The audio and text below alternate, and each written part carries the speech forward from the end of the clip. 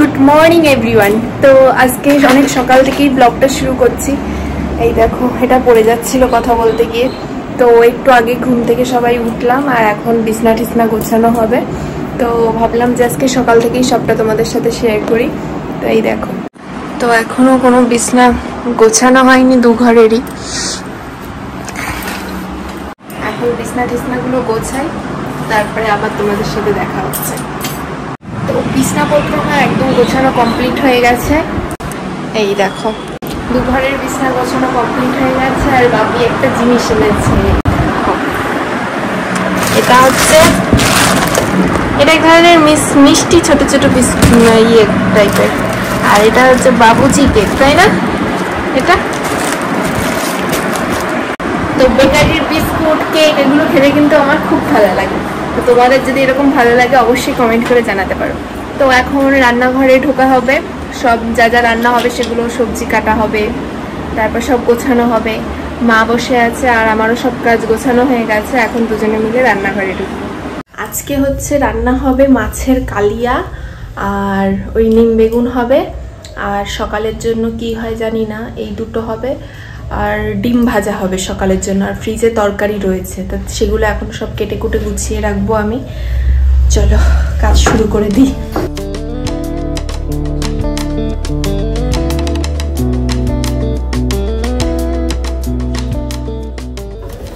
তো এখন আমি ছাদে আসলাম, জামা কাপড় মেলে গেছিলাম। এখন জামা কাপড়গুলো সব একটু উল্টিয়ে পাল্টিয়ে দেব, যাতে তাড়াতাড়ি শুকিয়ে যায়। আর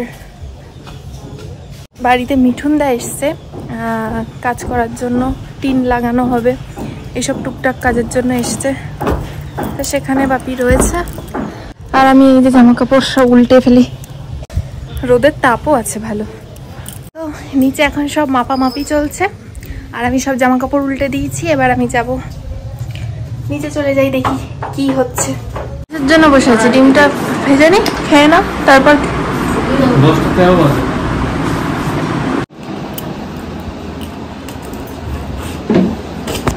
এটা হচ্ছে মাইক্রো ওভেন। এই মাইক্রো ওভেনটা আমাদের বিয়ের সময় পাওয়া হয়েছিল, এটা এখনো সেট করা হয়নি, তাই এবার ভাবা হচ্ছে যে সেট করা হবে। তাই এখন খোলা হচ্ছে।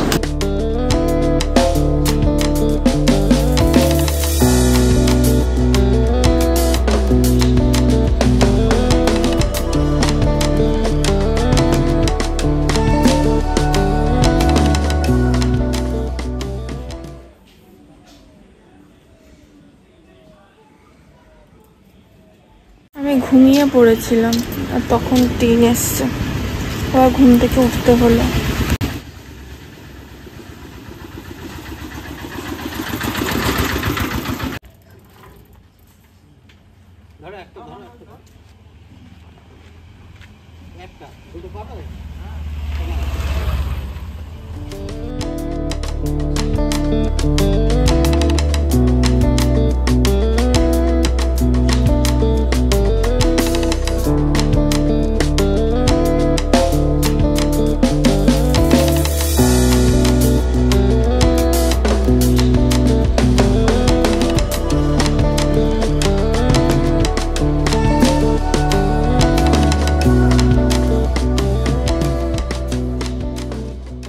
কোথায় কেটেছে? ছিলিয়ে গেছে। হ্যাঁ বল না ভাই। তো আমি তো বেশ আজকে দুপুরে যে রান্না হয়েছে আমাদের, ওই যে মাছের কালিয়া আর ওই কি বলে নিম পাতা বেগুন ভাজা। মানে যেহেতু গাছটা কেটে দিয়েছে তো পাতা, কচি কচি পাতা ছিল, তো সেটা দিয়ে করেছে। তা আমার তো খাওয়া হয়ে গেছে আর সঞ্জিতা এরকম খাচ্ছে। খাওয়া কি হয়েছে? গলায় ব্যথা? আরে খাও, তা এরকম ভাবে খেলে কোনো কাজে লাগবে নাকি?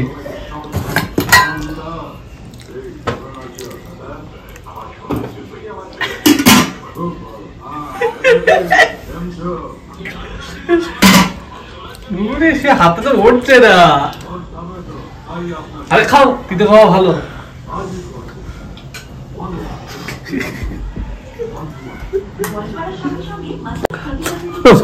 ও কোন রকম খাচ্ছে যে না খাওয়ার মতো করে।